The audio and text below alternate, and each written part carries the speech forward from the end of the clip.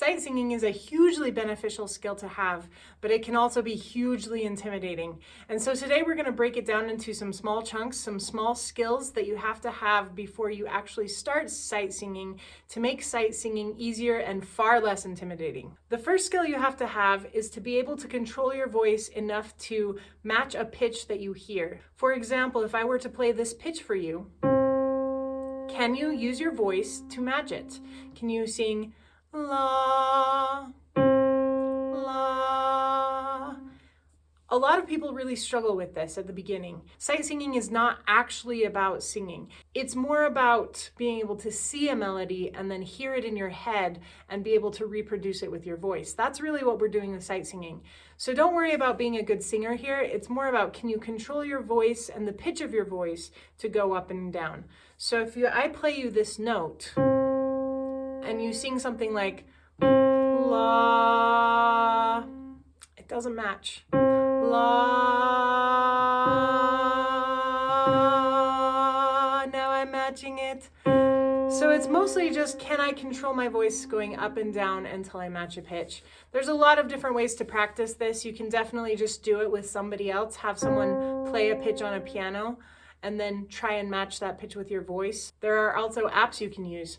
Ella is a really useful app that I like to recommend to my students. It's a free app on iOS.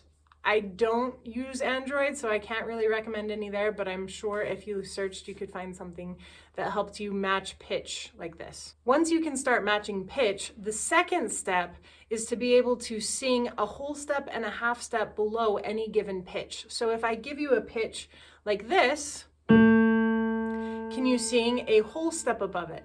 A whole step would sound like this. Da, da. That's a whole step. Da, da. A whole step below that would be da, da, da, da. If you want to sing a half step above it, a half step's a little bit smaller than a whole step, so you're going to go da, da, or below it, da, da. And you can practice that off of any pitch. You just have to find the whole steps and the half steps on the piano, and that's something you can practice by yourself. The third skill that you need to develop is to be able to sing a major scale off of any pitch that I give you. So if I give you this pitch, can you sing a major scale? Do, re, mi, fa, sol, la, ti, do.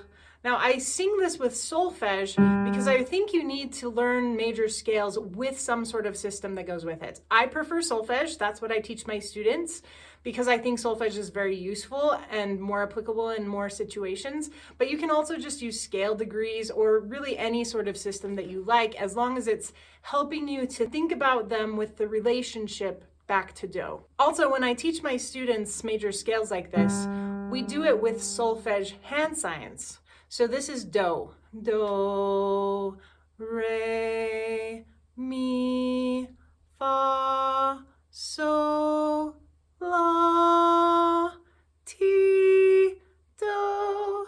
And I do that for a couple different reasons. First of all, I like to do it as a teacher because then I can show them the hand signs and they can sing along like this.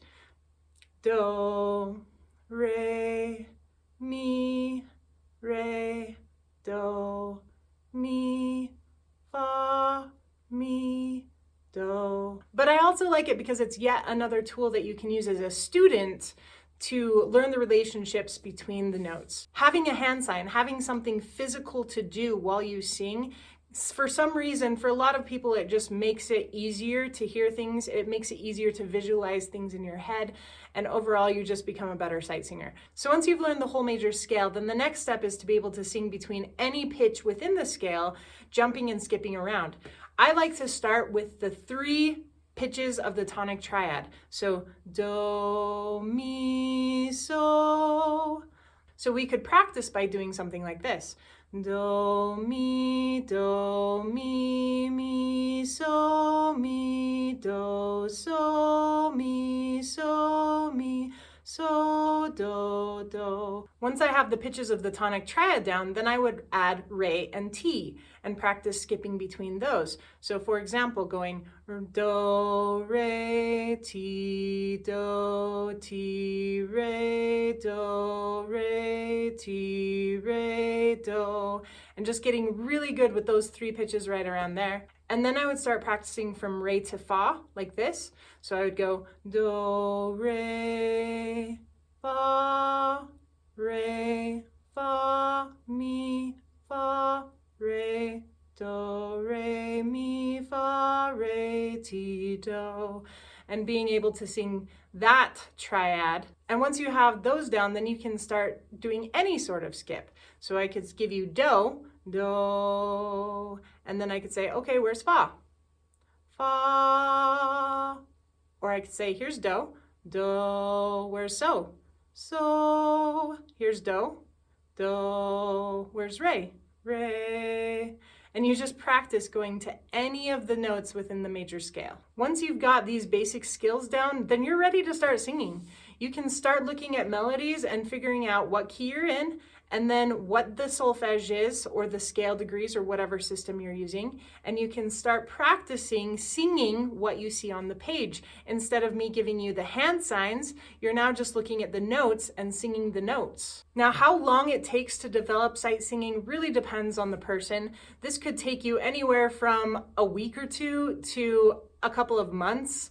This really just depends on how much vocal control you start out with, how much you practice, and how much musical experience you have to begin with. Once you've got these basic skills down, you should check out my other video over here where I talk about strategies on how to approach a sight singing melody once you've already got these basic skills down.